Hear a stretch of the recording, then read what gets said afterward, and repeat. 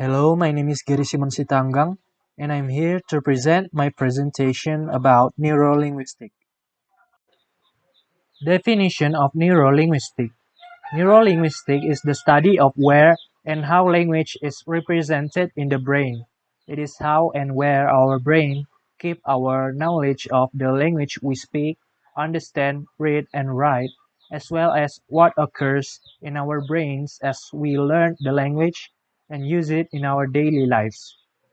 Neurolinguistics is the study of neural systems in the human brain that control language understanding, production, and acquisition.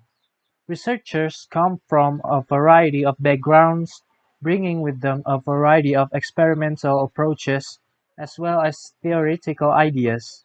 Many studies in neurolinguistics are based on models from psycholinguistic and theoretical linguistics, and they are focused at determining how the brain can implement the processes that theoretical and psycholinguistics propose are required for language production and comprehension.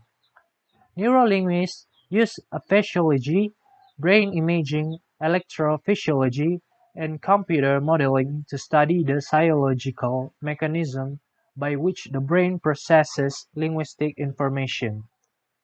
From a linguistics perspective, neurolinguistics tries to explain how structures of language are represented in the brain. It is how patterns and rules demonstrated in human languages are represented in the brain. Broca's area and Wernicke's area. Broca's area is located in the left hemisphere. This area is associated with the production and articulation of speech. This important area has been related to our capability to express thoughts or ideas and use words correctly in spoken and written language. Wernicke's area is an important area located in the posterior superior temporal lobe, connects to Broca's area through a neural pathway.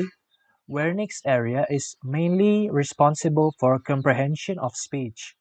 This region has been associated with language processing, whether it is written or spoken. Aphasia.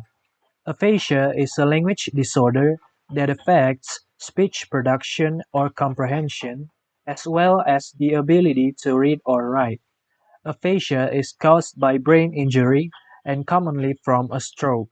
However, aphasia can come from a variety of causes, including head trauma, brain tumors, and infections. The intensity of the aphasia depends on the amount and location of the damage to the brain. Broca's aphasia. This aphasia occurs when Broca's area is damaged. In this type of aphasia, speech production is significantly reduced and is mostly limited to short utterances. Vocabulary use is limited and sound production by people with Broca's aphasia is frequently difficult and clumsy. Words may be uttered very slowly and poorly articulated.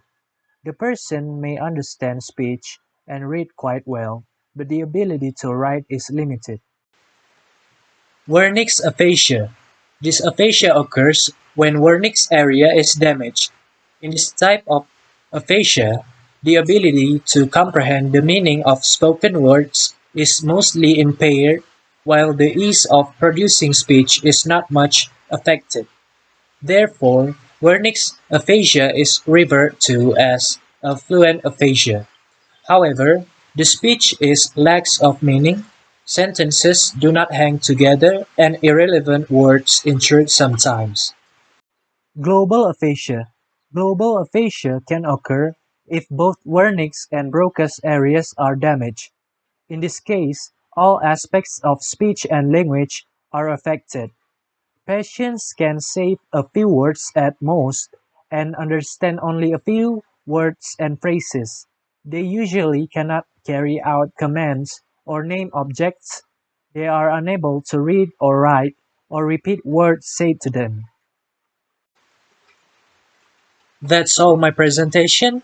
Thank you for your attention.